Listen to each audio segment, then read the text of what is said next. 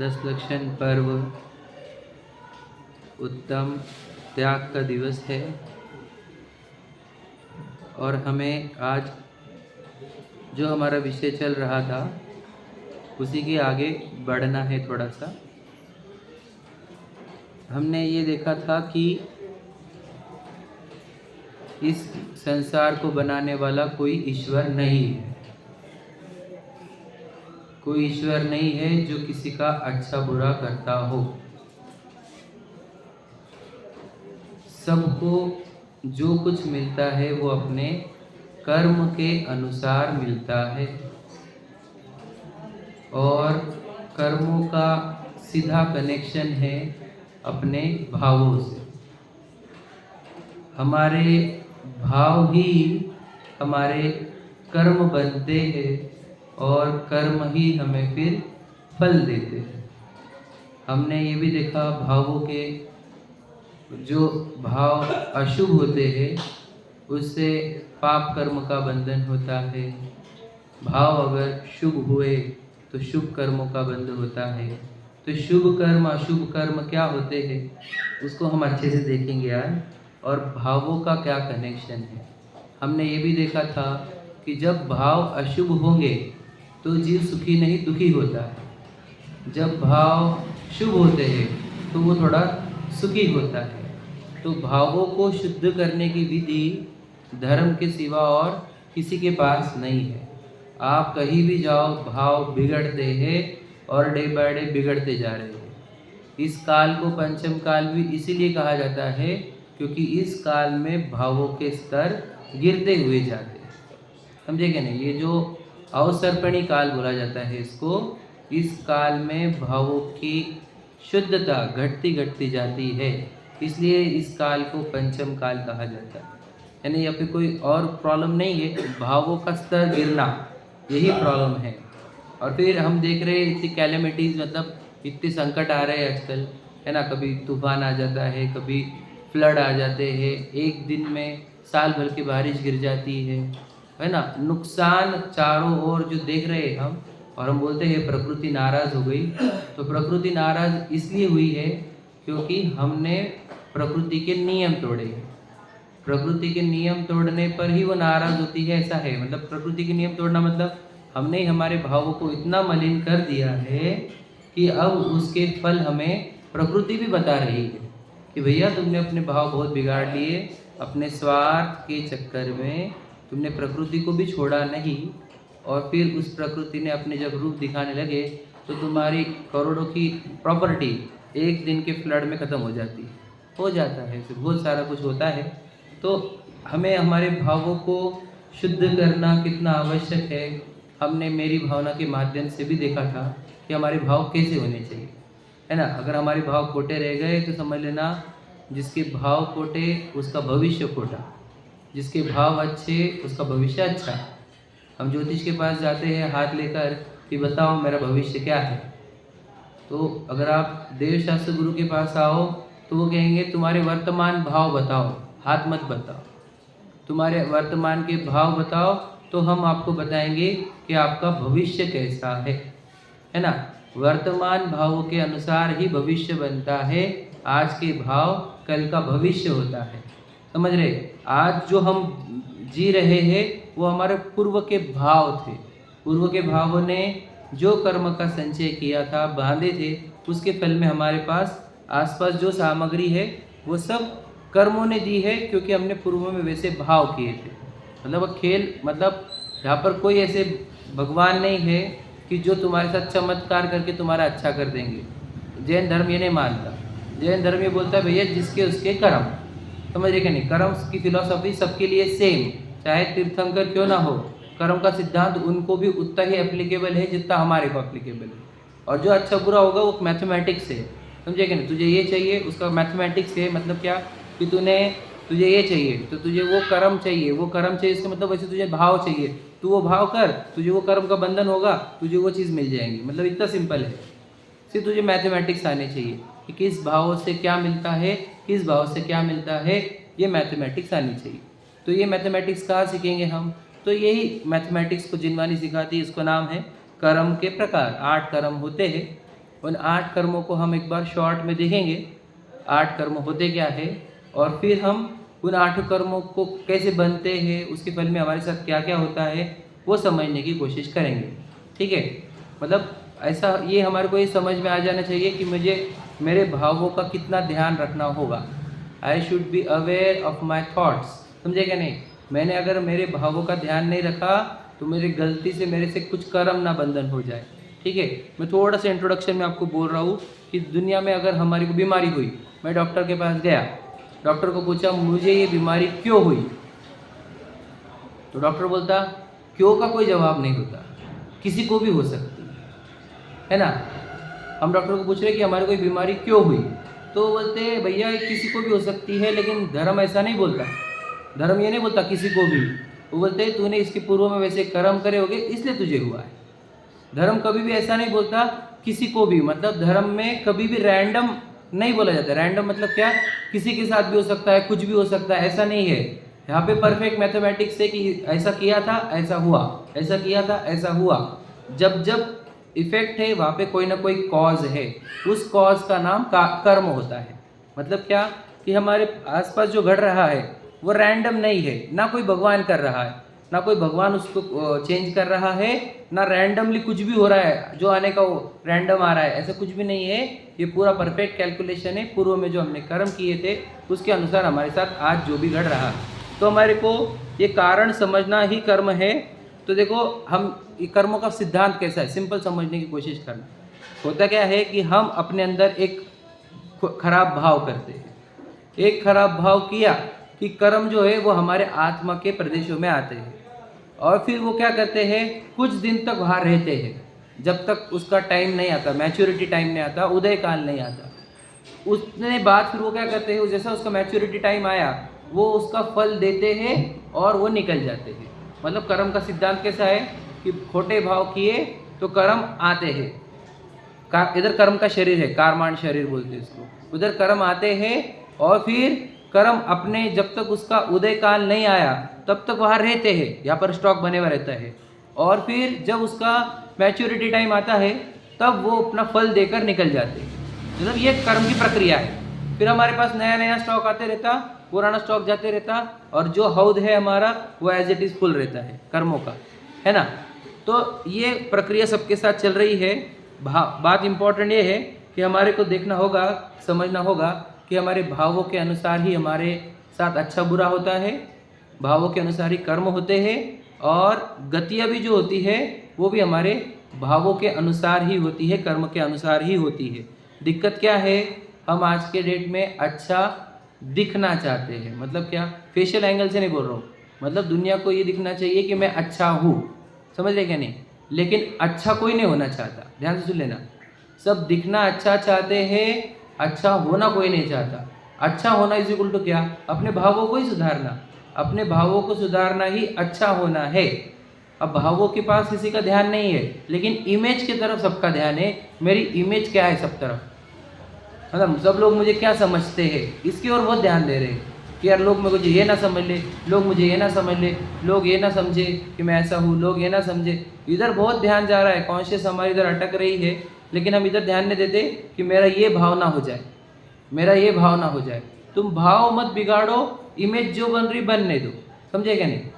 Image क्या रहता है, इमेज किसके हाथ में, वो भी कर्मों के हाथ में। हम देखेंगे वो बाहर जो इमेज बनेगी वो कर्मों के हाथ में है, लेकिन भाव बिगाड़ना नहीं बिगाड़ना ये हमारे कंट्रोल में है कि हम भाव बिगाड़े क्या नहीं बिगाड़े। मतलब बनना क्या है, हमारे को अपने भावों पे लगाम लगाना है, हमें न क्या बाकी चीज़ों पर ध्यान नहीं देना है।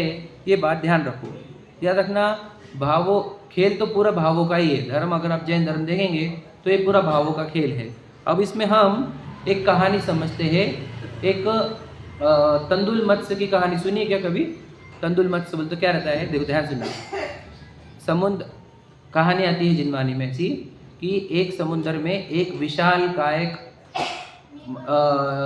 शिप ये थी, मतलब मछली समझ लीजिए, जिसको आज की भाषा में व्हेल बोलते हैं। इतनी बड़ी 500 धनुष में 500 योजन के हाइट लंबाई रहती है उसकी, 200 योजन की चौड़ाई, मतलब बहुत बड़ी। तो वो ऐसी है कि इतनी बड़ी साइज़ में, और उसके कान के ऊपर एक तंदुल मत्स्य रहती है। तंदुल मत्स्य मतलब क्या? तंदुल मतलब चावल के आकार जितनी ही एक छोटी मछली रहती है, ठीक है। तो चावल के आकार जितनी मछली कान के ऊपर है, और वो मछली है वो बहुत बड़ी है, वो व्हेल जैसी बड़ी एक दूसरी मछली। तो ये दो मछलियाँ हैं। तो वो बड़ी मछली जो है जब अपना मुंह खोलती है तो उसके मुंह के बाहर हजारों मछलियाँ आती है और जाती है, उसके मुंह के सामने से, मुंह के अंदर से भी, ठीक है। और ये इसको खाने की इच्छा नहीं है तो ये अपना मुंह खुला ही रखती है, तो कितने ही जी मतलब मछलियाँ अंदर भी जाती है, बाहर भी निकल जाती है। और वो जो कान पर बैठी हुई तंदुल मत्स्य है, जो छोटी सी मछली है, वो ये सोचती है ये व्हेल जो है, महामत्स्य जो है, ये कितनी बेवकूफ़ है, इतनी मछलियाँ आ रही है जा रही है, एक को भी नहीं खाती। मैं रहती तो मैं एक को भी नहीं छोड़ती, सबको खा लेती। ध्यान से सुनना, तंदुल मत्स्य की कहानी पूछ लेना। तो वो छोटी बोल रही मैं एक को भी नहीं छोड़ती, और बड़ी के मुख में तो कितनी भी आ सकती, हजारों एक साथ, लेकिन वो खा नहीं रही। तो कहानी में ये बताया है एंड में कि वो जो बड़ी मछली है उसके किसी को मारने के भाव नहीं थे, तो उसकी गति अच्छी हुई, समझ लीजिए। जबकि उससे कुछ मछलियां मरी भी होंगी उसके निमित्त से, समझे। और वो तंदुल मत्स्य है, उसने एक भी मछली नहीं खाई, जीरो, समझे कि नहीं। और वो 7वें नरक में नीचे जाती है। सोचो तो ये कैसे हुआ, समझे कि नहीं। मतलब खेल काय का है कि तुमने किया कितना ये इंपॉर्टेंट नहीं है, तुमने भाव कितने किए ये इंपॉर्टेंट।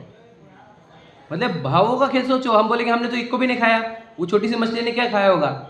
चावल के आकार जितनी मछली थी वो, उसने तो एक को भी खाया नहीं, उसका पेट भी इतना नहीं है, लेकिन उसने भाव किए थे, तो वो भावों से उसको 7वां नरक मिला। इस शास्त्र में इस कहानी चेक कर लेना आप, ठीक है। और ये जो इतनी बड़ी मछली है, इससे तो कोई जीव मरे भी होंगे इसके मुख के अंदर, लेकिन इसको वो भाव नहीं थे तो उसको कर्म नहीं बंधते।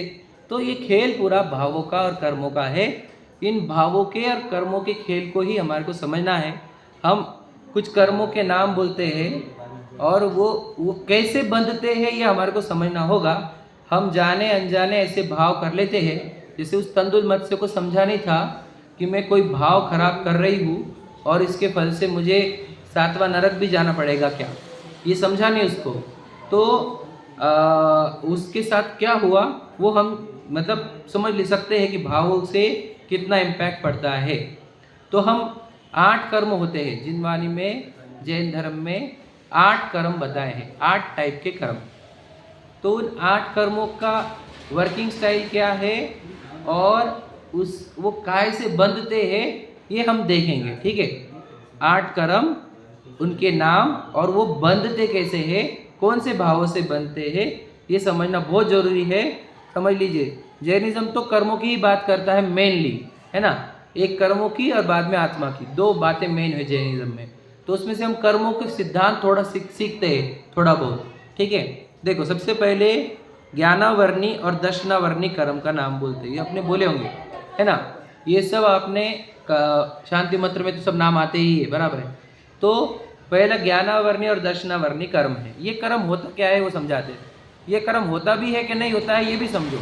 देखो, ज्ञानावर्णी और दर्शनावर्णी कर्म का नाम ही ये है कि ज्ञान के ऊपर आवरण डालना, और दूसरा है दर्शन के ऊपर आवरण डालना। ज्ञानावर्णी, दर्शनावर्णी। हम पूछते हैं, समझ लीजिए, कि जो भारत में जितने बच्चे हैं उन सब का ज्ञान इक्वल है क्या? सबका ज्ञान इक्वल है क्या? नहीं। किसी का बहुत शार्प ज्ञान है, किसी का मीडियम ज्ञान है, किसी का ज्ञान कम है, और कुछ तो हमारे पास मेंटली रिटार्डेड जैसे मतिमंद बच्चे भी हैं। ट्यूलिप स्कूल में जाते हैं वो वाले बच्चे, बराबर है। कि देखो, किसी के घर में हमने बड़े बड़े अमीरों के घर में देखे हैं कि उनके घर में ऐसे बच्चे विकलांग, यानी बुद्धि से स्लो, समझ रहे क्या नहीं, मंद बुद्धि बोलते हैं जिसको हम, ऐसे बच्चे जन्म ले लेते हैं। और फिर सोचो, उस बच्चे को तो अब बच्चा आया है तो जीवन भर उसको संभालना है। उसकी तो शादी भी तो होगी नहीं, उसका तो सोचो मतलब ऐसा नहीं कि शादी तक ही संभालना है, पूरे जीवन भर तक कि उसकी हमारे को सेवा करनी होगी, बराबर है क्या नहीं। तो ये प्रश्न है कि ऐसा मतिमंद बच्चा हमारे घर पे क्यों आया, समझे क्या नहीं। वो घर पे क्यों आया वो सेकेंडरी क्वेश्चन है। पहला क्वेश्चन है कि उस जीव को ऐसा मंद ज्ञान क्यों मिला, समझे कि नहीं। ऐसा मंद ज्ञान क्यों मिला कि देखो बाकी बच्चे मैथमेटिक्स सॉल्व कर रहे हैं, आईआईटी जा रहे हैं, है ना, कोई स्पेसशिप बना रहा है, दुनिया भर के स्टार्टअप्स बना रहे हैं, है ना, इतने ब्रिलियंट बच्चे भी है हमारे पास, और कोई ऐसा मतिमंद बच्चा भी है। तो ये ज्ञान में अंतर क्यों पड़ा, किसी का ज्ञान इतना वीक और किसी का ज्ञान इतना शार्प, ऐसा क्यों हुआ। तो कहते हैं ये ज्ञानावरणी कर्मों के निमित्त से ऐसा होता है। ज्ञानावरणी कर्म, ज्ञानावरणी कर्म अगर तेज हो गया तो समझ लेना कि ज्ञान हमारा कम होगा, समझ रहे। और ज्ञानावरणी कर्म ढीला हुआ तो हमारा ज्ञान बढ़ता है, समझ रहे। आवरण का अर्थ होता है जो हमारे ज्ञान के ऊपर पर्दा डालता है। तो पर्दा जाड़ा हुआ तो प्रकाश कम निकलेगा बाहर, और पर्दा कमज़ोर हुआ तो प्रकाश ज़्यादा निकलेगा। सोचो ये जो पेड़ दिख रहे हैं हमारे को मंदिर के बाहर, ये पेड़ भी एक जीव है, आपके और मेरे जैसा सेम, समझे कि नहीं। ये जीव को शास्त्र बोलते हैं ये एकेंद्रीय जीव है, स्थावर जीव, सुना होगा आपने। एकेंद्रीय का अर्थ क्या, उसके पास सिर्फ एक ही सेंस है, कौन सा, स्पर्शन वाला। मतलब वो सिर्फ एक ही चीज़ फील कर सकता है जिसका नाम है टच। उसके पास सिर्फ ओनली वन सेंस है, कौन सा, स्पर्श का। वो सिर्फ स्पर्श का अनुभव कर सकता है, ना वो देख सकता है, ना वो सुन सकता है, ना वो स्मेल कर सकता है, ना ही वो समझ लीजिए कौन सा रह गया, हाँ, ना टेस्ट कर सकता है, समझे क्या। तो उसके पास ये सब नहीं है, उसके पास सिर्फ एक है कि तुमने उसको टच किया तो वो उसको महसूस होगा। तो सोचो उसको इतना कम ज्ञान क्यों, कि हमारे को तो देखो दिख भी रहा है, सुनाई भी दे रहा है, स्मेल भी लेते आती है, टेस्ट भी किया जा सकता है, टच भी किया जा सकता है, हमारे पास इतना ज्ञान है और उसके पास इतना कम ज्ञान है। तो ये ज्ञान में इतना अंतर कहाँ से पड़ रहा है। तो इसका कारण है ज्ञानावरणी कर्म, कि किसी जीव ने ज्ञानावरणी कर्म तेज बांध लिए, आवरण अगर उसका गाढ़ा हो गया तो उसको क्या होता है, ज्ञानावरणी कर्म बढ़ते हैं और ज्ञान घटता है। ज्ञान घट घट के एकेंद्रीय हो जाता है। तो समझ लीजिए ये जो समुंदर दिख रहे हैं, नदियाँ दिख रही है आपको, जितने भी नदी नाले में जितना पानी है, इसको जल का एक जीव कहा जाता है। ये भी जीव है, जल का एक, तो इसको भी जल का एक मतलब जिनकी काया ही जल है, ऐसे जल का एक जीव है। तो सोचो वो भी एकेंद्रीय है, उनका भी ज्ञान कितना घट गया। ये पेड़ है, ये वनस्पति कायक है, समझ रहे। पृथ्वी कायक, ये जो पहाड़ होते हैं वो, समझे। अग्नि कायक, जो अग्नि होती है वो। तो ये सब हमारे जैसे जीव होते हुए भी इनको इतना कम ज्ञान क्यों है, क्योंकि इन्होंने ज्ञानावरणी कर्म का बंधन किया था और ज्ञानावरणी के साथ दर्शनावरणी कर्म का बंधन किया था, इसीलिए इनका ज्ञान इतना कम है। और ये ज्ञान अपना कम होने से वे आज सिर्फ ऐसे दिखते हैं जैसे कोई एक डेड बॉडी हो। मतलब क्या, पहले तो लोग ये स्वीकारते ही नहीं थे कि पेड़ में भी जीव है, ऐसा लगता था कि ये कोई तो भी डेड, मतलब ऐसी चीज़ है जो जानती देखती ही नहीं, कुछ फील करती ही नहीं। अभी साइंटिस्ट लोग बोलने लगे तो लोगों ने मानने लगे कि पेड़ भी लिविंग थिंग है, जबकि हमारे शास्त्र और हमारे तीर्थंकर पहले से बोलते आए कि वो जीव है और वो एकेंद्रीय जीव है, वनस्पति काय वाला, समझ रहे। तो सोचो ज्ञान में इतनी तफावत, क्या कि कोई एकेंद्रीय बन जा रहा है। हम 5 इंद्रिय है, वो जो लट्टे मिलती है आपको अनाज में वो 2 इंद्रिय होती है, चींटियाँ जो होती है वो 3 इंद्रिय होती है, भौरे जो होते हैं वो ब्लैक कलर के वो 4 इंद्रिय होते हैं, फिर ये कुत्ते, बिल्ली, गाय, भैंस, ये सब, और हम सब 5 इंद्रिय होते हैं, समझ रहे। तो हमारे पास इतना ज्ञान क्यों है? हमारे पास मन भी है विचार करने को, तो हमारा ज्ञान इतना क्यों खुला? क्योंकि हमने ज्ञानावरणी का आवरण ढीला किया, तभी हमारा ज्ञान खुला। और कितने लोगों के ज्ञानावरणी खुले नहीं है, तो ज्ञान इतना कम है कि अगर हम अभी समझाएं, याद रखना, तो समझ में नहीं आएगा किसी को। सोचो, हम समझाने वाला एक है, लेकिन किसी को इतना समझ रहा, किसी को इतना, किसी को इतना, किसी को इतना। ऐसा क्यों हो रहा? क्योंकि जिसका ज्ञान जितना है उसको उतना ही समझ में आएगा। उसने जितना ज्ञानावरणी पूर्व में बांधा होगा, उसके अनुसार उसको कम या ज़्यादा ज्ञान मिलता है, और फिर वो उतना ही जान पाता है।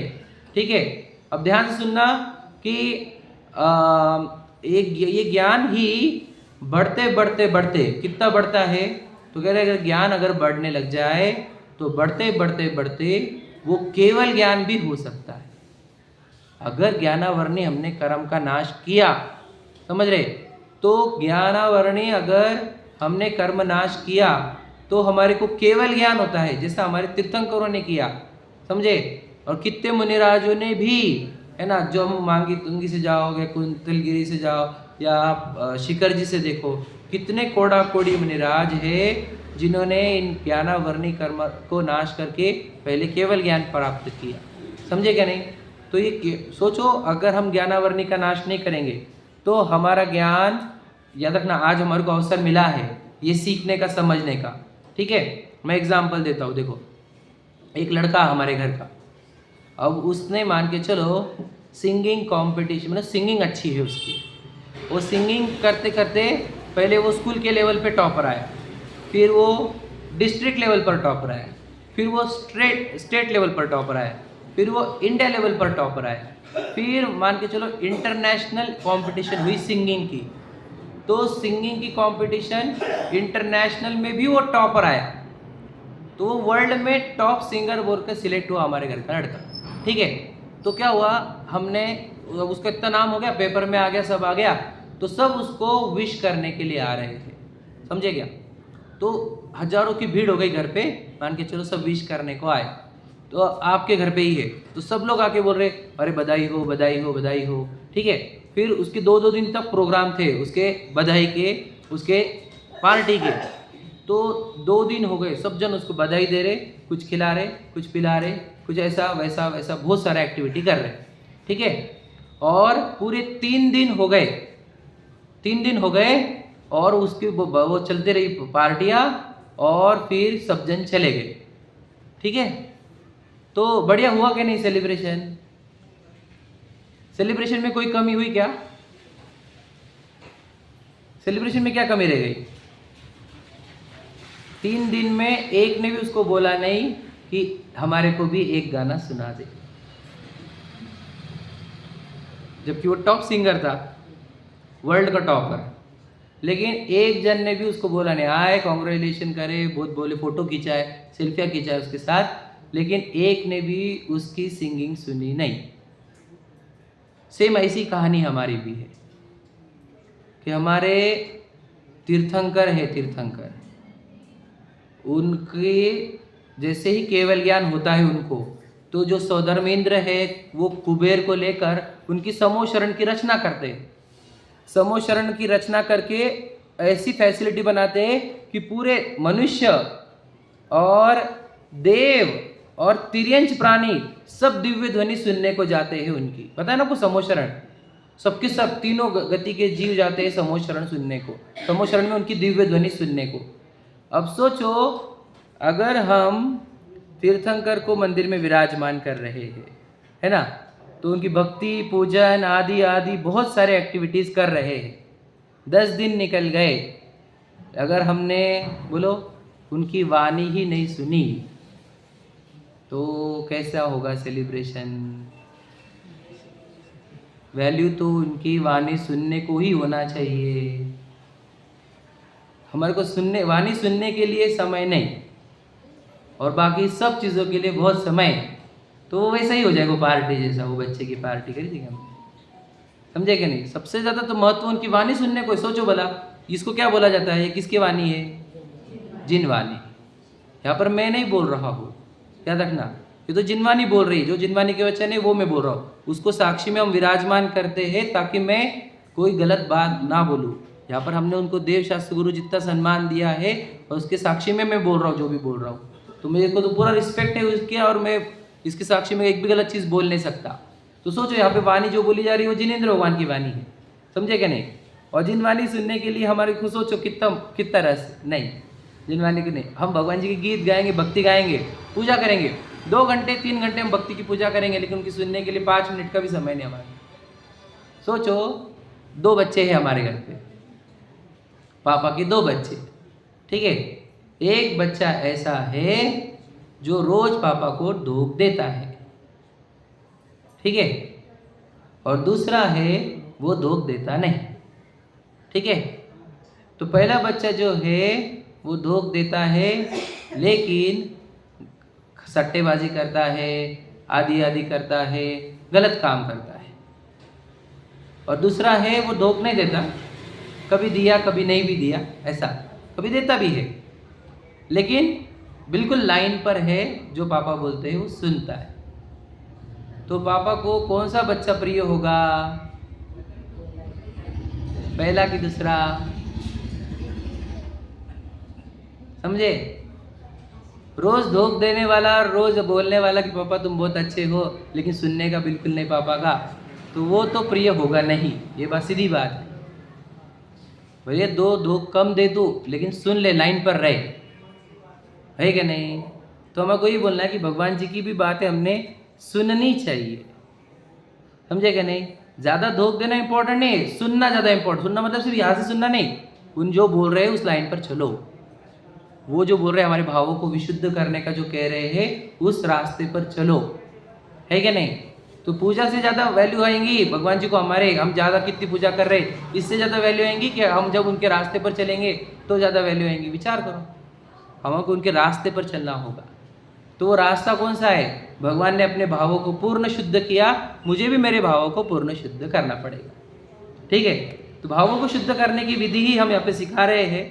हमने बताया पहला कर्म होता है ज्ञानावर्णी और दर्शनावर्णी, ये 2 कर्म को एक साथ लिया कि जिस ज्ञानावर्णी कर्म अगर तेज हो गया, इधर कर्म है, सोचो हमारे ज्ञान में अंतर है सबके, तो क्यों जिसका ज्ञानावर्णी का जाड़ा लेयर है उसको ज्ञान कम बाहर आता है, जिसका ज्ञानावर्णी का लेयर पतला हो गया उसको ज्ञान ज़्यादा बाहर आता है, समझ रहे।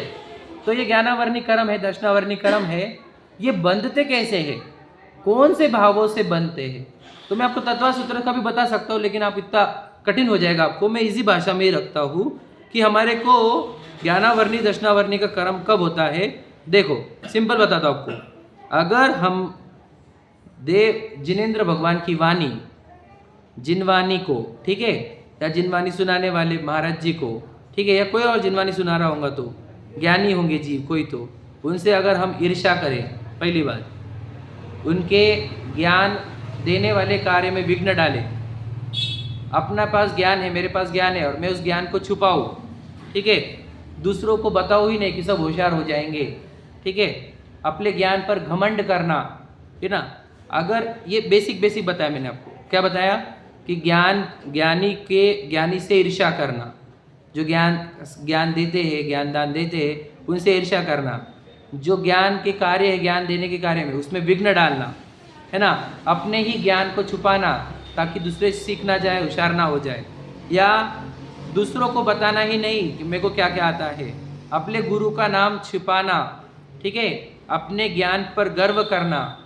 अगर हमने इसमें से कोई भी कार्य किया तो हमारे को ज्ञानावर्णी कर्म का बंधन होता है, समझ रहे।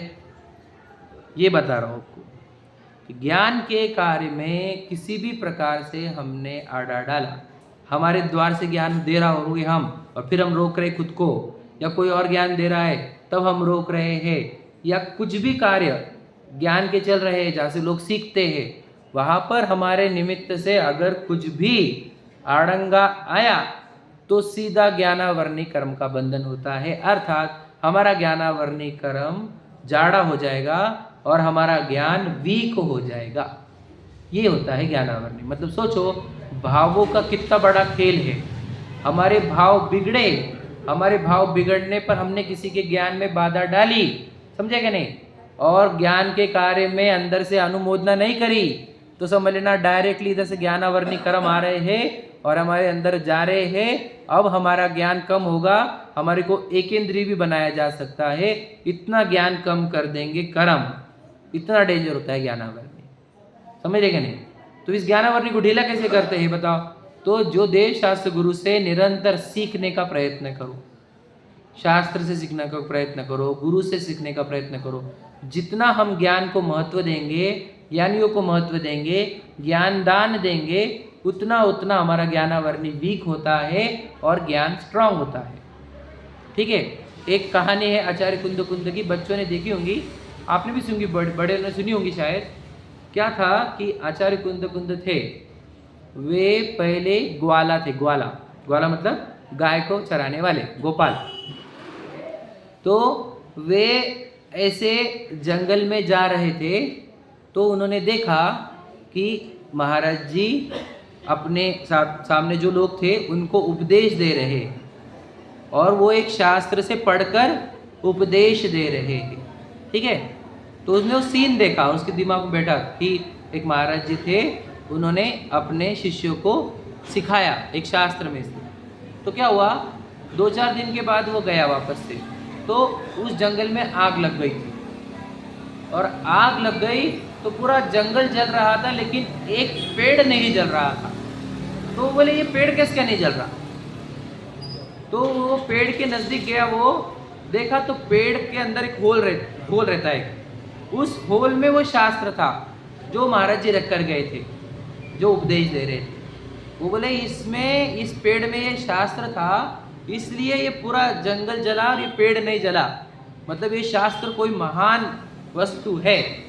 तो वो ग्वाले ने उस शास्त्र को उठाया और अपने घर लेकर गया और विचार करता रहा इस शास्त्र में क्या होगा। और उसको तो अबकड़ा भी पढ़ते नहीं आता, तो ग्वाले था तो उसको पढ़ाई का तो हुई नहीं। तो फिर उस ग्वाले ने बाद में वो दूसरे जंगल में गया गाय को चराने के लिए, तो वहाँ पर उसको महाराज जी दिखे दूसरे, और वो ग्वाले ने वो शास्त्र घर से लेकर आया और उन महाराज जी को वो शास्त्र दिया।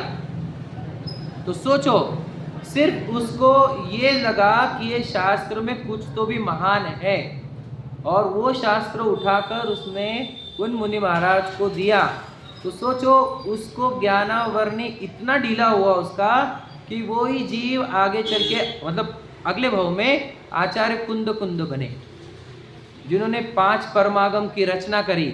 समझे कि नहीं? आज भी हम आचार्य कुंद कुंद का नाम गौतम गणधर के बाद लेते हैं। मंगलम भगवान वीरो, मंगलम गौतमो गणी, मंगलम कुंद कुंदाद्यो। सोचो, जिनका आचार्य कुंद कुंद का नाम मंगलाचरण में 3रे नंबर पे आता है, वो आचार्य इतने महान जो बने, वो किसके फल में? तो ज्ञान दान के फल में। उन्होंने वो शास्त्र दिया ना, तो ज्ञान दान शास्त्र दान एक ही चीज होती है, समझे कि नहीं समझे? उसके फल में आचार्य कुंद कुंद बने। सोचो, दान के 4 प्रकार आज पढ़े हुए पूजा अपने, है ना? दान 4 प्रकार, 4 संग को दीजिए। तो 4 प्रकार कौन से होते हैं? बोलो। आहार, औषधि, अभय, ज्ञान। सुने आपने? आहार, औषधि, अभय, ज्ञान। तो आहार में तो हम आहार समझते ही है। मैं बोलता हूँ हमेशा एक बात, आहार अगर आपने दान दिया तो आपने एक दिन का उनका दुख दूर किया, ठीक है? औषधि अगर आपने दान दी तो आपने उनके 10-15 दिन, 1 महीने, 2 महीने, 6 महीने, 1 साल भर के लिए उनको निरोगी रखा, इतने दिन का काम किया। अगर अभय दान दिया, अभय दान मतलब क्या? उनको जिससे भय है वो दूर कर दिया, या उनके लिए व्यवस्था करी कि उनको कोई भय ना लगे। ऐसा करने से आप उनको जीवन भर के लिए निर्भय रख सके। तो अभय दान जीवन भर के लिए होता है। लेकिन ज्ञान दान तो 1-2 भव नहीं, अनंत भव के लिए काम करता है। तो इसलिए 4 दान में सबसे महान ज्ञान दान होता है। सुना आपने कभी? 4 दान में महान दान ज्ञान दान होता है, सुना है कभी आपने? नहीं सुना? सर्च करना, पूछना किसी को। 4 दान में सबसे महान दान ज्ञान दान होता है। विचार करो, ये दान तो तीर्थंकर भी देते हैं। तीर्थंकर समोशरण में देते क्या है? सोचो, जैसे केवल ज्ञान हो गया तीर्थंकर को, तो वो क्या देते हैं लोगों को? कोई कलश देते क्या? नारियल देते क्या? या कोई माला वगैरह कुछ भी नहीं देते। समूह शरण रचता है और समूह शरण से दिव्य ध्वनि के माध्यम से ज्ञान दान ही देते हैं। मुनिराज भी जंगलों में या जहाँ कहीं भी हो, वो श्रावकों को क्या देते हैं? ज्ञान दान ही देते, उपदेश देते। समझे क्या नहीं? तो श्रेष्ठ पुरुष भी उपकार के तौर पर भोजन नहीं, ज्ञान ही देते हैं, क्योंकि ज्ञान हजारों सालों तक या भवों तक हमारा उपकार करता है। इसलिए ज्ञान दान सबसे महान होता है। और जिसने ज्ञान दान दिया, हमने क्या कहा, उसका ज्ञानावरणी कम होता है। वही जीव का ज्ञान इतना उघाड़ होता है, इतना खुलता है कि वो परमागम पढ़ ले, हजारों शास्त्र पढ़ ले, तब भी उसका ज्ञान कम नहीं होता। इतना ज्ञान प्राप्त होता है जिसने ज्ञानावरणी कर्म को ढीला किया। और जो ज्ञान को रिस्पेक्ट नहीं देता, अपना जीवन खान पान घूमना फिरना आदि आदि में देता है, तो उसका ज्ञानावरणी तेज होता है। जो शास्त्र को इम्पोर्टेंस नहीं देता, ज्ञान को इम्पोर्टेंस नहीं देता, उसका ज्ञानावरणी तेज होता है और ज्ञान घटता घटता घटता जाता है। कुछ शंका जी क्या? दान किसको देते हैं? हाँ, इसमें जो लिखा है उसमें दान किसको देते हैं? वही ना, दान बताया। चार संघ, मुनि, हरिका, श्रावक, श्राविका। उनको अपन सबसे प्रथम में तो आर दान को प्रथम बताया है। हाँ बराबर है। तो उनको अपन ज्ञान दान कैसे दें? शास्त्र। हाँ, तो लेकिन वो सबसे महान कहाँ से? अब पूछो। आपने इसमें तो सबसे पहले कोई मुनिराज तो अपने को प्रवचन में बोलते हैं कि आर दान। मेरी जो क्वेश्चन है ना, अब हाँ आपने ये सुना है ना, अब आप जो भैया है उनको या और किसी को भी पूछ लेना, चार दान में सबसे महान दान कौन सा? ये अभी रिकॉर्डिंग पर भी है। और आप किसी को भी, मैं क्या बोल रहा हूँ आपको, भारत में किसी को भी पूछ लेना कि चार दान में सबसे महान दान कौन सा? समझे कि नहीं? मैंने ये सीक्वेंस भी बताया आपको। एक दिन का है आहार दान, औषधि दान 1 साल का होगा, अभय दान जीवन भर का होगा, ज्ञान दान अनंत काल के लिए होता है। समझ रहे कि नहीं? तो शास्त्र दान, ज्ञान दान का दूसरा नाम शास्त्र दान भी है। ठीक है, तो 4 दान में ज्ञान दान होता है। और ये इसका क्वेश्चन कंफर्म कर लेना और मुझे करेक्ट करना अगर मैं गलत हूँ तो। ठीक है, आपको ये करना ही पड़ेगा, और एक जगह से नहीं, कम से कम 10-20 जगह से। ठीक है, और मुझे बता देना मैं गलत हूँ तो। ठीक है, मैं जितना कहा हूँ समझ रहे कि नहीं, वो हमने बहुत बार, हजारों बार पढ़ा सुना है, ये वाली बात बोल रहा हूँ। ठीक है, तो क्या कह रहे हैं हम कि ज्ञान दान से कोई जीव केवल ज्ञानी बन जाता है, आचार्य कुंद कुंद बन जाता है। ठीक है, तो इन 4 प्रकार के दान में ज्ञान दान का महत्व बताया, जिससे ज्ञानावरणी कर्म ढीला होता है। और क्या लिखा है? सही है, आहार दान लिखा है, ज्ञान दान लिखा है? ज्ञान दान लिखा है ना? ठीक है, तो ज्ञानावरणी कर्म पहला कर्म देखा हमने, ज्ञानावरणी दर्शनावरणी कर्म। इससे क्या होता है, हमारे को ज्ञान या दर्शन कम ज़्यादा मिलता है। अगर आवरण तेज हो गया तो ज्ञान दर्शन ढकता है, एक इंद्रिय बन जाते हैं। और अगर ज्ञानावरणी का आवरण घट गया तो हम, याद रखना, और तो हमारा ज्ञान बढ़ते जाता है। और ज्ञानावरणी का नाश हो गया तो हम केवल ज्ञानी बन सकते हैं। मतलब पूरे विश्व का, लोक अलोक का, भूत भविष्य काल का सब एक साथ जान सकते हैं केवल ज्ञान में। ऐसा ज्ञानावरणी कर्म होता है। समझ में आ रहा है? मतलब हमारे एक्चुअल में दुश्मन कौन है, तो ज्ञानावरणी कर्म है। आपको मेरी लाइन अगर आपको गलत लग रही है तो मैं आपको प्रूव कर सकता हूँ। देखो, प्रभु पतित पावन में हम ये कहते हैं कि प्रभु पतित पावन मैं अपावन, शरण आयो शरण जी, है ना? शरण आयो शरण जी, यो विरद आप निहार स्वामी, मेट जामन मरण जी। उसमें एक लाइन है, तो आगे क्या लिखा है कि भव विकट वन में, बोलो, कर्म वैरी, बोलो, ज्ञान धन मेरो हर्यो। बोलो, धन कौन सा बोला? ज्ञान धन। धन तो हमारा एक है, ज्ञान। एक्चुअल में देखो, हम जीव है, हम आत्मा है, हमारे अंदर का सबसे स्पेशल गुण होता है ज्ञान। ये जो धन है वो तो बॉडी का है, आप समझ लीजिए। और ये छूट जाता है यहाँ पर, समझ रहे क्या नहीं? आपको बता दूं मैं कि लक्ष्मी और सरस्वती, ये 2 ऑप्शन है हमारे पास। तो मैं आपको वीडियो बताऊंगा बहुत सारे, ऐसे बहुत सारे दुनिया में, कि लक्ष्मी और सरस्वती में दोनों में श्रेष्ठ कौन? क्यों? लक्ष्मी और सरस्वती में श्रेष्ठ दोनों में श्रेष्ठ कौन, क्यों? समझे?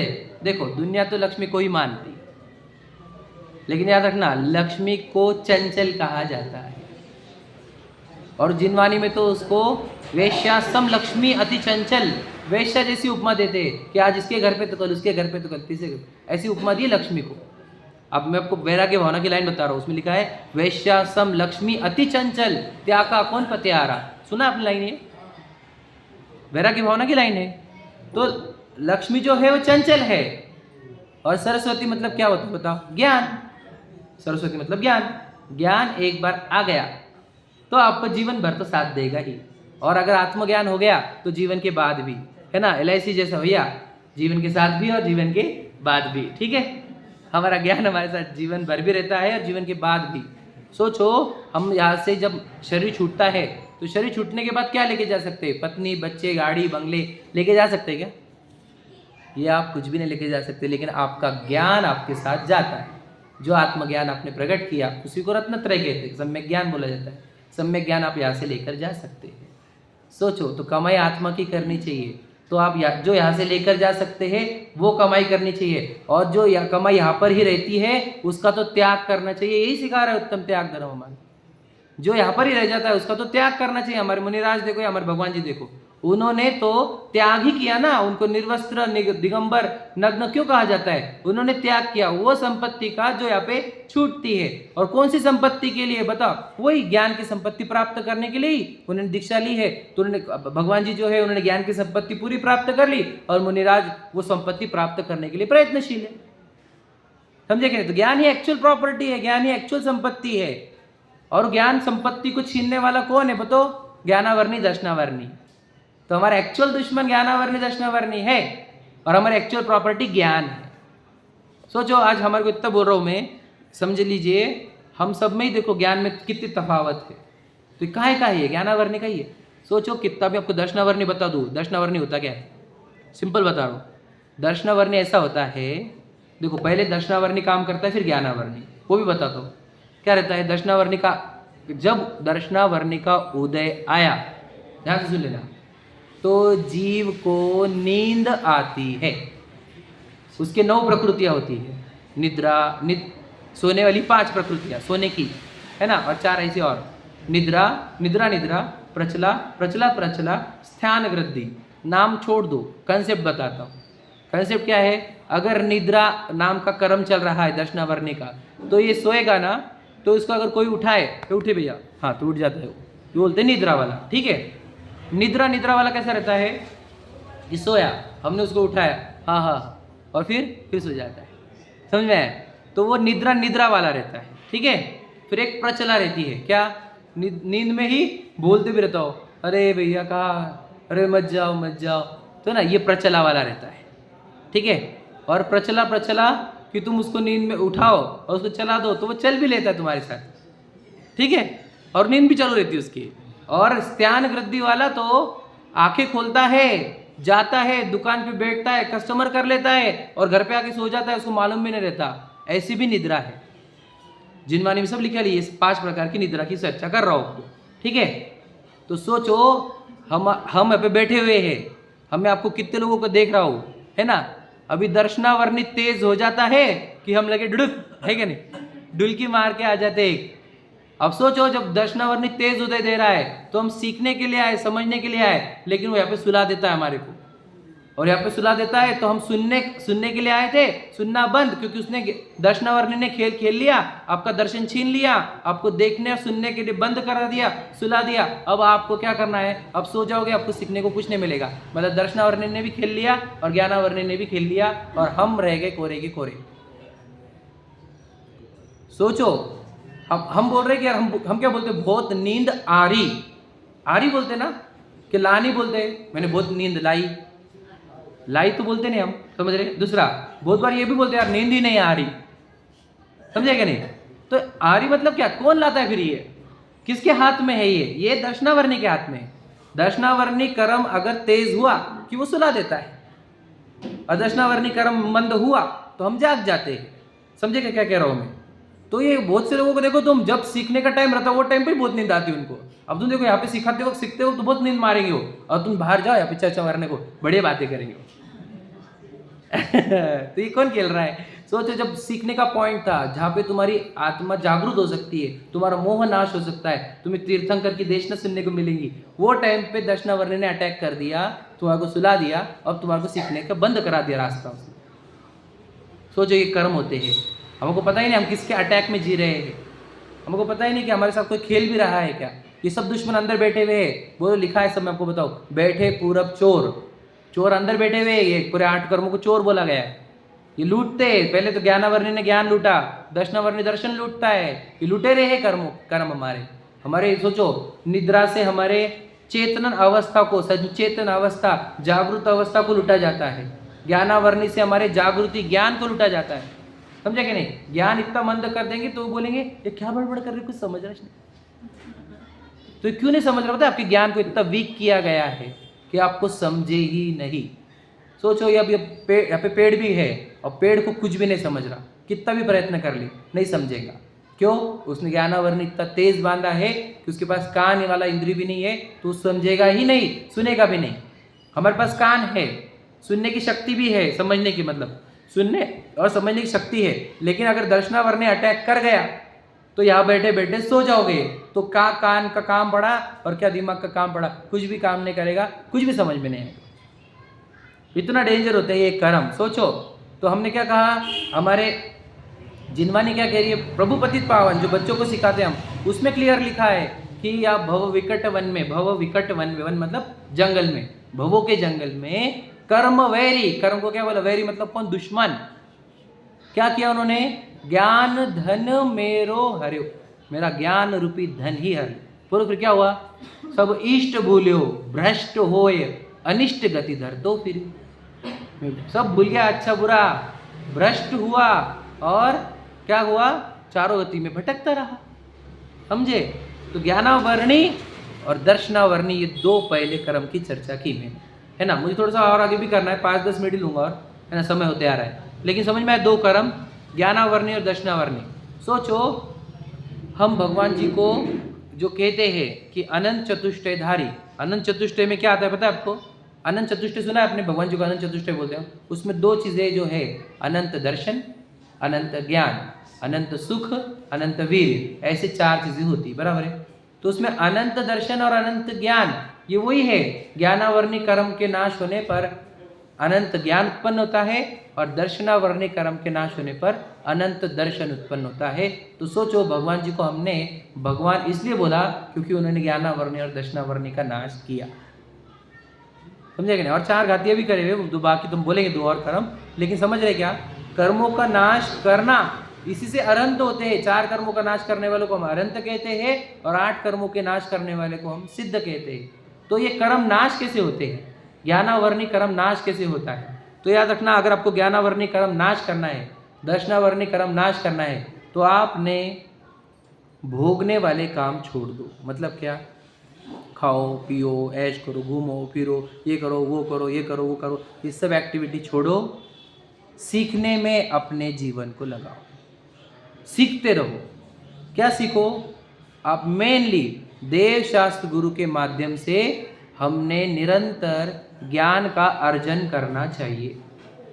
याद रखना, सब जैसे जैसे मैच्योरिटी बढ़ते हैं तो इंसान ये चाहता है मेरा पूरा टाइम सीखने में जाए। आप कोई भी बड़े से बड़े बिलियनियर को पकड़ लो, उसका जीवन देख लो, चाहे आप जेफ बेजोस वो देख लो, या मार्क जुकरबर्ग को देख लो, या वो क्या बोलते हैं उसको, वो इन्वेस्टमेंट वाला है ना, उसको देख लो, या वो रॉकेट वाले को देखो, जब मेरे को नाम नहीं याद है, एलॉन मस्क को देख लो, है ना, वॉरेन बफे को देख लो, ये सब 10-10, 12-12 घंटे बुक्स पढ़ते, समझे क्या? तो इस शास्त्र पढ़ना, बुक पढ़ना, ये आपके ज्ञान का, ज्ञानावर्णी कर्म को घटाता है और आपके ज्ञान को बढ़ाता है। हम क्या बोलते, बोलो शास्त्र जिनवानी की स्तुति में, जवानी के ज्ञान से सूझे लोकालोक। तो सोचो, लोकालोक दिखता है इसमें, पूरी दुनिया सूझ में मतलब समझ में आती है, इतना गजब का काम होता है। सो वाणी बोलो, मिथ्यात्म नाश विको, ज्ञान के प्रकाश विको, यही बोला ना, ज्ञान का प्रकाश होता है इसमें से। ये सीखते सीखते मैं आपको बता दूं, सोचो मैं यहाँ बैठकर जिनवानी पढ़ते पढ़ते पूरी दुनिया जान सकता हूँ, पूरी, इतना है इसके अंदर। सोचो तो जिसको ज्ञान, याद रखना भूख 2 टाइप की रहती है, समझे कि नहीं? दुनिया में जो बोली जाती है, एक पैसे की भूख, एक नाम की भूख, समझे कि नहीं? और बताता हूँ, शरीर के एंगल से देखा जाए तो खाने की भूख, समझे कि नहीं? पीने की भूख, अलग अलग टाइप के, ठीक है, समझ लीजिए, वो प्यास बोलते हैं जिसको। आत्मा की भूख क्या होती है? हम अगर आत्मा है तो आत्मा की भूख ज्ञान ही होती है। जो आत्मा है, जो समझदार है, वो उसको जब तक कुछ सीखू नहीं तब तक उसको चैन नहीं मिलती। उसके लिए रोज का पोषण स्वाध्याय होता है, उसको प्रतिदिन कुछ ना कुछ सीखने की भावना होती है शास्त्रों के माध्यम से, समझे कि नहीं? और जो प्रतिदिन अपने ज्ञान को, याद रखना, यहाँ पे टीचर भी है साहब, देख ध्यान सुनना, जो प्रतिदिन सीखता है ना उसका ज्ञान शार्प होते जाता है, उसका ज्ञानावरण ढीला होता जाता है। और जो सीखना बंद करता है उसका ज्ञान इतना बोथट या इतना मोटा हो जाता है कि सिंपल चीज़ें भी समझ में नहीं आती। तो ये विचार करो, हमारे को अपने ज्ञान को शार्प करने के लिए क्या करना होगा? आपको पढ़ना होगा। अब देखो, अब जितने देर से आप सीख रहे हो, आपका ज्ञान शार्प हुआ, ज्ञानावरणी कर्म पता चला, और ये ज्ञानावरणी बनता कैसे है और छूटता कैसे है वो भी समझ में आएगा। अगर आपको ज्ञान की रिस्पेक्ट आई, ज्ञानियों की रिस्पेक्ट आई, और ज्ञान दान की रिस्पेक्ट आई, और अगर ज्ञान दान में आप आपका योगदान देते हो, जो जिसी तन मन धन, और धन छोड़ दो, तन और मन से भी अगर आप ज्ञान दान में आपका योगदान देते हो तो आपका ज्ञानावरणी इतना ढीला हो जाएगा कि याद रखना, आपको ज्ञान इतना मिलेगा कि दुनिया आपके ज्ञान की तारीफ करेगी। तो विचार करो, हमने हमारा जीवन, अब सोचो, मैं आपको बता दूं, मुनिराज भी देख लो क्या करते हैं मेनली, आपने देखे ना भैया, शास्त्र क्यों पढ़ते हो? सोचो मुनिराज की अवस्था में भी जब शास्त्र ही पढ़ा जा रहा है, जो सब चीज छोड़ते, मुनिराज को याद रखना, दिगंबर और श्वेतांबर में अंतर, श्वेतांबर में 14 उपकरण अलाउड है, ध्यान से सुन लेना, ठीक है, 14 उपकरण, और दिगंबरों में 3 उपकरण, समझ रहे? एक पीछी, कमंडल और शास्त्र। सोचो, पीछी काय के लिए? संयम के लिए। कमंडल काय के लिए? शुद्धि के लिए। और शास्त्र काय के लिए? बता, ज्ञान के लिए। सोचो मुनिराज भी जब शास्त्र को इतना महत्व देते हैं, हमारे लिए कितना महत्व, वो तो इतना सीख चुके, उन्होंने तो घरदार छोड़ दिया, तब भी उनको ज्ञान की आज भी भूख है, तो हमारे को तो कितनी ज्ञान की भूख होनी चाहिए। याद रखना, ज्ञान बढ़ना इज इक्वल टू क्या? जब तुम्हारे को ये लग रहा है कि मेरे पास बहुत कम ज्ञान है और मुझे और सीखना है, तो समझ लेना तुम्हारा ज्ञान बढ़ रहा है। क्या भैया? ज्ञान बढ़ने का चिन्ह क्या है? कि मुझे बहुत कम आता, मुझे बहुत सीखना है, ये ज्ञान बढ़ने का चिन्ह है। और ज्ञान घटने का चिन्ह ये है, मुझे सब मालूम है। अब तुम्हारे ज्ञान के ऊपर लॉक लगा लिया तुमने, मुझे सब मालूम भैया, अरे सब मालूम है, हमारे को सब मालूम है। अब तुमने तुम्हारे ज्ञान के ऊपर लॉक कर लिया, अब तुम्हारे को ज्ञान नहीं बढ़ेगा। तुम्हारा क्या बोलेंगे, क्या बोलेंगे, क्या रहता है उसमें, क्या रहता है अंदर, कौन दिमाग लगाएगा, है ना? तुम यहाँ सोचो, यहाँ पर तुम बोलते हो कौन दिमाग लगाएगा, और वो कितने सीट्स आए, कहाँ से कौन खड़ा था, किसको हरा के आया, वहाँ पर ज्ञान लगाते हो अपना।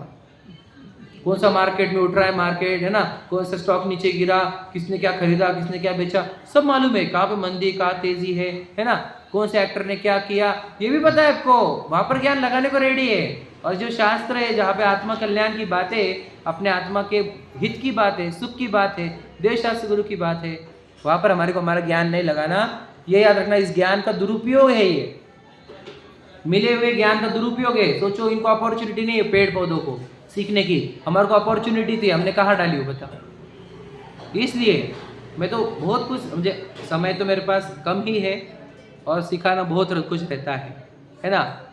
बड़े मुश्किल से तो अवसर न मिलते हैं, है ना, कि ये भैया कि 2-4 चीज़ें बताओ, लोगों को समझाओ, है कि नहीं। अब ये आज इस 10 लक्षम पर्व का आज का अंतिम ही है, समझ लो, है ना।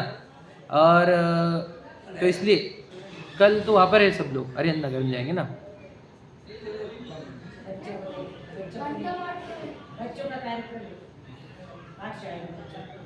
हाँ, इसलिए फिर अभी आज का अंतिम है, तो अंतिम दिन अंतिम संदेश हमारा ये है कि भैया आप कुछ भी करो, ये 10 लक्षम पर्व खत्म होने से पहले कुछ अच्छा मैसेज देता हूँ मैं आपको, एक इम्पॉर्टेंट, उतना सुनो। ज़्यादा टेक्निकल हो गया ना, अब मैं सिंपल वाला देता हूँ, इजी वाला। देखो 10 दिन आपने जिए, समझो 8 हो गया आज, आपको 8 दिन अच्छा लगा कि नहीं लगा? 8 दिन अच्छा लगा। मुझे बताओ, देखो अच्छी अच्छी बातें बोल रहा हूँ, 8 दिन हमारे को अच्छा ही लगा है, एक बात। दूसरा, हमारी देखो कितनी खाने पीने की इच्छा कम हो गई, या 8 दिन हुई कि नहीं हुई? एक टाइम खा के भी कितना आनंद आ रहा है हमारे को। या फिर एकासन करने वालों को या उपवास करने वालों को, रात को नहीं खाने वाले को आनंद। सुबह से लेकर रात तक हम कहाँ पे बिजी है? मंदिर में बिजी है, कुछ सीखने में, कुछ समझाने में, कुछ पाठ में, प्रतिक्रमण में। तो मुझे बताओ, जब 8 दिन अच्छे बीत सकते हैं तो वो साल भर भी बीत सकता है अच्छे से। किसने मना किया? ये 8 दिन हुआ क्या पता है आपको? विशुद्ध भाव हुए हमारे, और विशुद्ध भाव से हमारे को सुख शांति का ही अनुभव हुआ कि नहीं हुआ? तो जब 8 दिन हमारे को सुख शांति का अनुभव हो रहा है, तो हम 365 दिन मरने के लिए क्यों जा रहे हैं? फिर वो 355 दिन हमारे को मरना है क्या? और देखो तुम 10 दिन खत्म होने दो, देखो 11वें दिन कैसी उछाल मारेंगी सब इच्छाएं। समझ में? पारना नाम रहेगा किसी और का, और हम पारने करेंगे अपने। समझे क्या नहीं? जितनी विशुद्धि 10 दिन में कमाई है, वो पूरे 11वें दिन खत्म करते हैं हम। जितना हमने अच्छाई जनरेट करी है, वो 11वें दिन पूरी खत्म कर देते हैं। मेरी सबसे रिक्वेस्ट है, ये 10 दिन खत्म होने से पहले क्या करना चाहिए? हमने एक प्रतिज्ञा लो। 10 दिन खत्म होने से पहले एक प्रतिज्ञा लो, नहीं तो ये देखो 10 दिन गायब हो जाएंगे। ऐसे कितने 10 लक्षण गए, ये मत जाने दो। इसको अगर आप स्पेशल बनाना चाहते हो तो मेरे एक सुझाव है आपको, आप जिस टाइप का 10 लक्षण ये 10 दिन जिए हो, वैसा ही आपको बार बार जीना होगा। कब? हर अष्टमी को, हर 14 को, हर अष्टानिका को। आप उस दिन यही शेड्यूल रखोगे, अष्टमी 14 को। क्या? जैसे सुबह आप पूजन को आए, 2-3 घंटे विधान में गए, वही उस दिन भी करोगे आप अष्टमी 14 को। जैसा आपने एकाशन किया, आलू प्याज नहीं खाया, रात्रि खाए नहीं, वही आपको अष्टमी 14 के दिन करना है। जैसा आपने स्वाध्याय को महत्व दिया, प्रतिक्रमण को महत्व दिया, वही आपको अष्टमी 14 को जीना है। आप अष्टमी 14 का नियम लेकर ही 14 को छोड़ना। अनंत चतुर्दशी है तो उस दिन आपका ये नियम होना, तो समझ लेना आपके 355 दिन में से हमने कम से कम 4, 12, 50 दिन हमने अच्छे कर दिए। आपको 10 लक्षण का टेस्ट आएगा उस दिन, समझ में आया? और आपको ये करना ही होगा, नहीं तो फिर याद रखना, तुम खुद अपने आप को उन इच्छाओं के महासागर में फेंक रहे हो। 355 दिन के लिए सोचो, इधर की विशुद्धि क्या, उधर के वो टेंशन क्या। सोचो 10वें दिन के बाद पूरे टेंशन चालू हो जाएंगे, घर में झगड़े चालू हो जाएंगे, समझ में आ गए? खिच खिच चालू हो जाएंगी। तो सोचो क्यों अच्छाई से बुरी जगह। अब सोचो हमारे को 10 दिन विशुद्धि में जीकर इतना अच्छा लग रहा है, तो हमारे मुनि महाराज 365 दिन इस विशुद्धि में जीते हैं, तो उनका जीवन आनंदमय रहता कि नहीं रहता? वो पूरे 365 दिन ना खिचखिच है, ना इच्छा है, ना कोई चिंता है, पूरी विशुद्धि में जीते हैं, है या नहीं? और हम 10 दिन जीकर इतना अच्छा अनुभव कर रहे हैं, तो हमने हमारे जीवन को 365 दिन ऐसा ही बनाना चाहिए। ऐसा लगना चाहिए हमारे को कि यार यही दिन अच्छे थे, हम क्यों जा रहे हैं वो दिनों में। जैसे समझदार होंगे तो आपको समझ जाएगा कि मेरे अब 10 दिन के बाद अब मेरे खराब टाइम आने वाला है। और ना समझ बोलता है कि कब 10 दिन खत्म होते और कब मैं जाऊँ, मतलब समझ इच्छा के सागर में गिरने वाला है वो, और उसको अच्छा मान रहा है। तो अगर आप चाहते हो कि आपसे ना छूटे वापस से ये समागम, ये विशुद्ध भाव, ये पवित्रता, ये शांति, ये सुख आपसे ना छूटे, तो आपने एक प्रतिज्ञा करनी चाहिए कि मैं जितने अष्टमी और 14 आएंगे उसमें 10 लक्षण जैसा ही मेरा जीवन जीऊंगा। समझे कि नहीं? मैं अष्टमी 14 के दिन जैसा 10 लक्षण में जिया वैसा ही जीऊंगा। तो याद रखना, वो दिन आपका अष्टमी का दिन आपके जीवन में 10 लक्षण का रिमाइंडर रहेगा, मुनिराज का रिमाइंडर रहेगा। समझे कि नहीं? तो 10 लक्षण जाने से पहले, समझे कि नहीं? मुझे पता है कि बाद में आपके ऊपर अटैक चालू हो जाएंगे, वो अटैक होने से पहले ही मैं चाहता हूँ आप ये नियम बांध लो, ताकि कोई आपको बहलाए फुसलाए नहीं। चलना क्या हो रहा, ऐसे ये जो रहते ना, ये बहुत अपने को लंबे लेके जाते हैं, है कि नहीं? ये लोग अच्छे नहीं है। अच्छे कौन है? मैंने पहले दिन ही बताया था। जो आपको बोलते हैं ना, भैया पूजा को आप क्यों नहीं आया, वो अच्छे होते हैं। जो बोलते हैं ना स्वाध्याय को क्यों नहीं आया, वो अच्छे होते हैं। जो बोल रहा है ना भैया चल अष्टमी को अपन नहीं खाएंगे, वो अच्छे होते हैं, है क्या नहीं? वही परिवार वाले अच्छे होते हैं, वही दोस्त अच्छे होते हैं। और जो बोल रहे हैं ना चलना क्या होता, वो आपके बर्बादी के कारण बनेंगे। मैंने नाम लिया नहीं, आप समझ जाना, समझे क्या?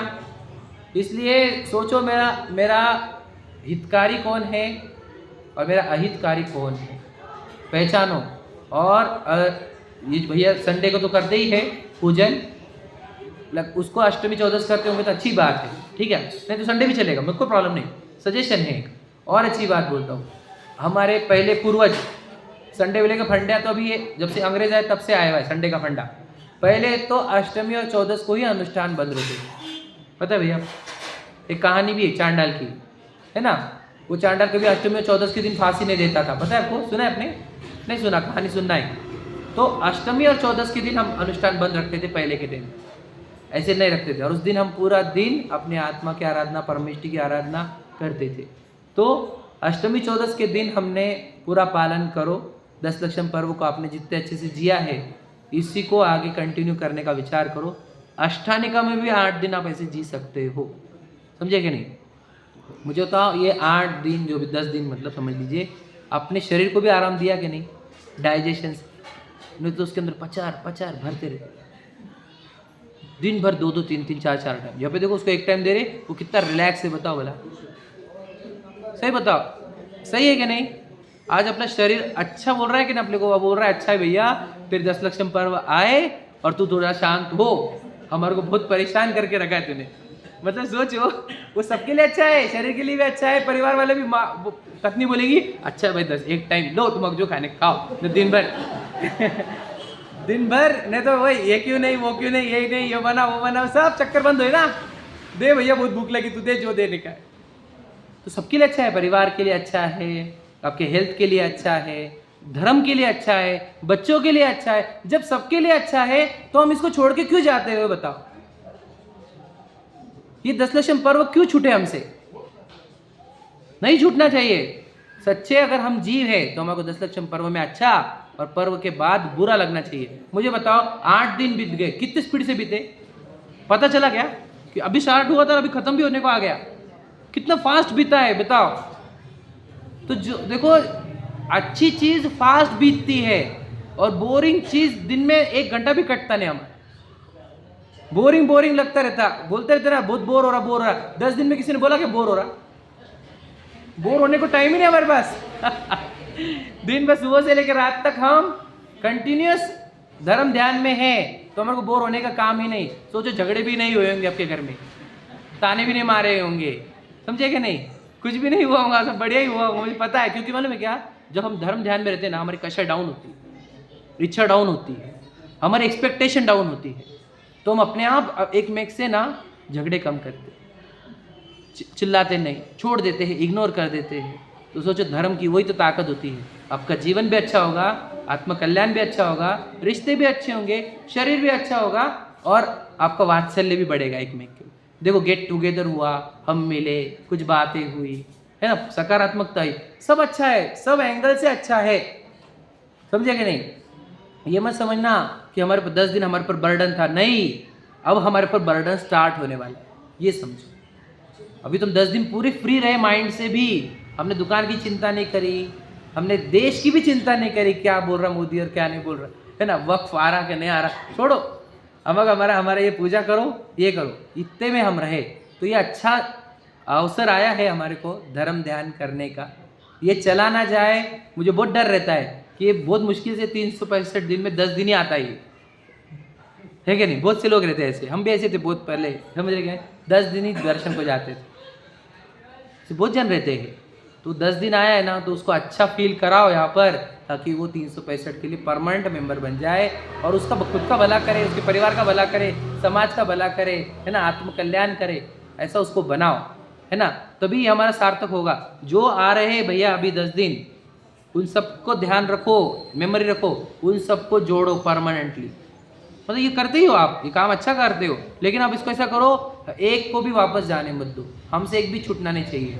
कोई 10 दिन के मेंबर नहीं चाहिए हमारे को, 365 दिन के मेंबर चाहिए, समझे कि नहीं? रोज जो होता है हमारा शांति मंत्र अभिषेक, उसमें हम बोले लेते क्या? रोज में भी होती है क्या?